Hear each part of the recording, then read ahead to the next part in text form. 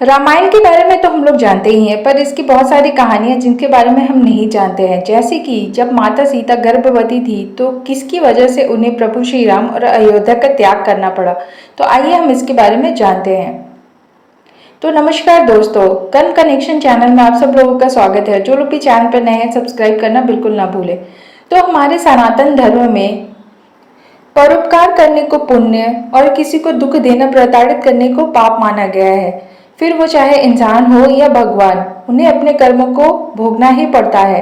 तो वैसे ही माता सीता के बारे में बात करते हैं। तो जब वो अपनी युवा अवस्था में थी और अपनी सखियों के साथ बगीचे में खेल रही थी, तभी उनके कान में एक स्वर सुनाई पड़ता है।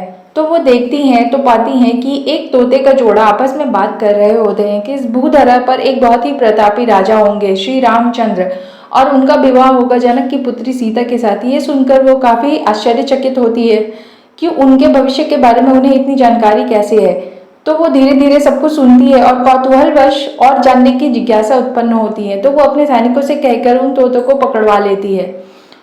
तो वो तोते काफी मिन्नत करते हैं और बोलते हैं कि हमें छोड़ दो, हम आकाश में विचरण करने वाले प्राणी हैं, हमें क्यों पकड़ा है। तो वो कहती हैं कि तुम इतना सब कुछ कैसे जानते हो। तो वो कहते हैं कि हम ऋषि वाल्मीकि के आश्रम में ये सब कुछ सुन चुके हैं।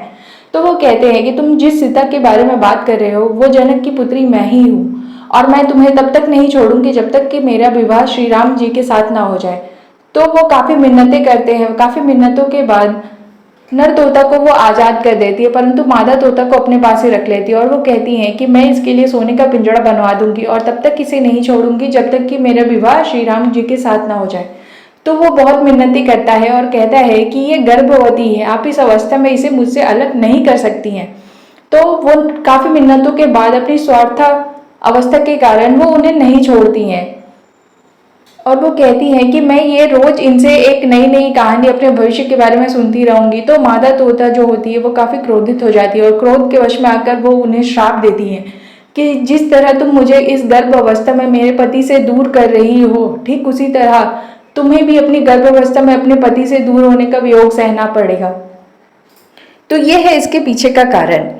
इतना कहकर मादा तोता अपने प्राण त्याग देती है और ये सब कुछ घटना को देखने के बाद नर तोता भी अपने प्राणों को त्याग देता है और कहते हैं कि अगले जन्म में वो उस धोबी के रूप में आता है जिसकी वजह से माता सीता पर आरोप लगते हैं।